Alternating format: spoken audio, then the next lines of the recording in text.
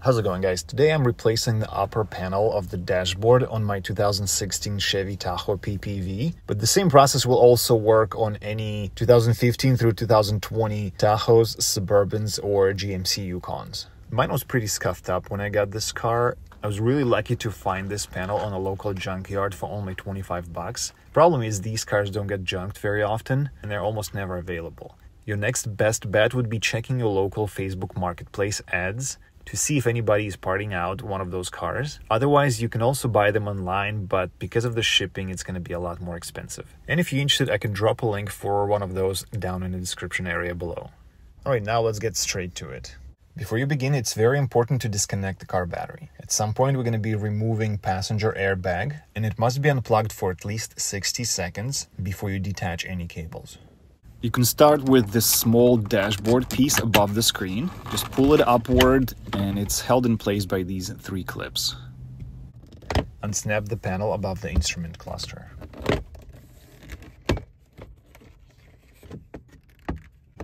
Next, move on to this side panel on the driver's side.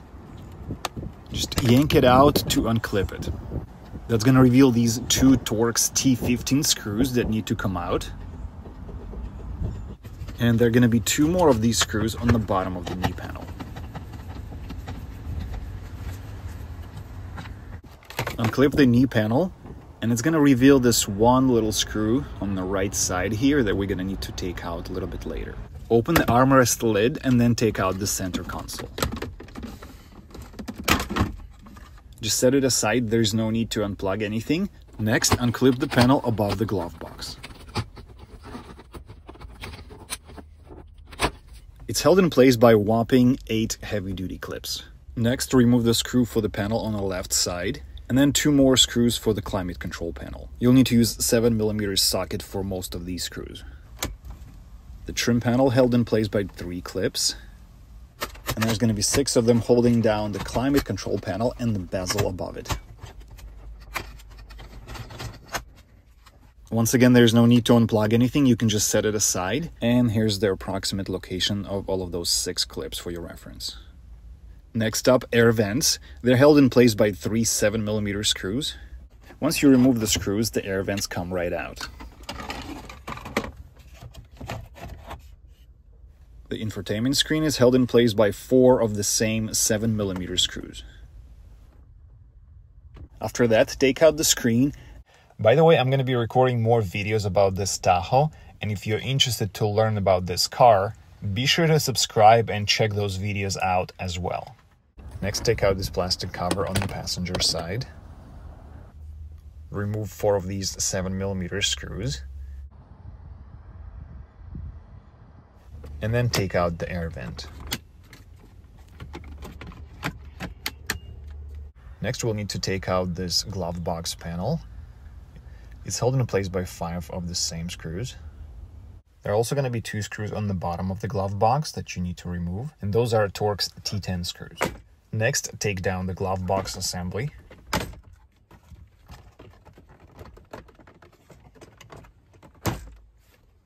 Next, we're going to use 2 of these holes to take out 2 bolts anchoring the passenger airbag.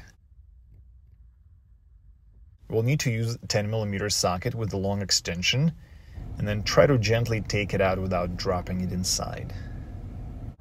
Take out these 2 screws on the bottom, and then unsnap this panel.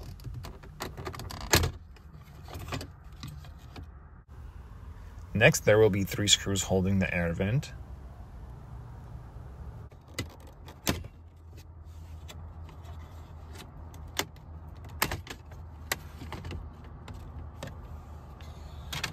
Now just move along the entire dashboard pad and take out every single screw holding it down.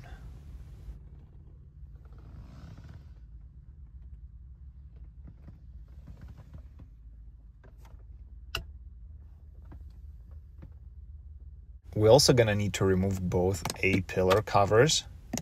The one on the passenger side held in place by these 2 10mm bolts. And then you can just unsnap and take it out.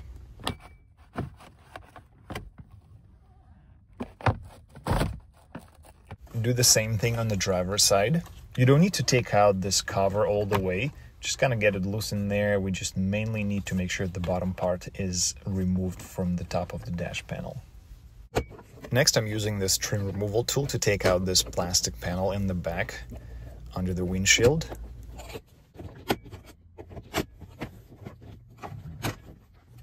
You'll also need to disconnect the security light and the heads-up display. Now you can take out this plastic panel, and that's going to reveal a bunch more of those 7mm screws in the back.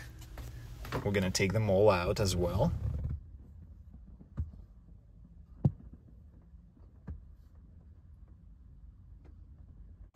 This instrument cluster visor doesn't need to come out all the way.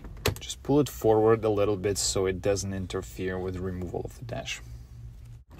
Make sure that every single screw is removed, and then start unsnapping the dashboard panel. Also keep in mind, there is an airbag attached to the dashboard panel on the passenger side.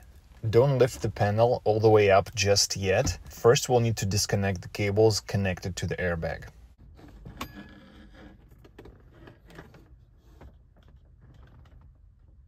Once again, the battery needs to be unplugged for at least 60 seconds, and only then proceed to disconnecting the airbag.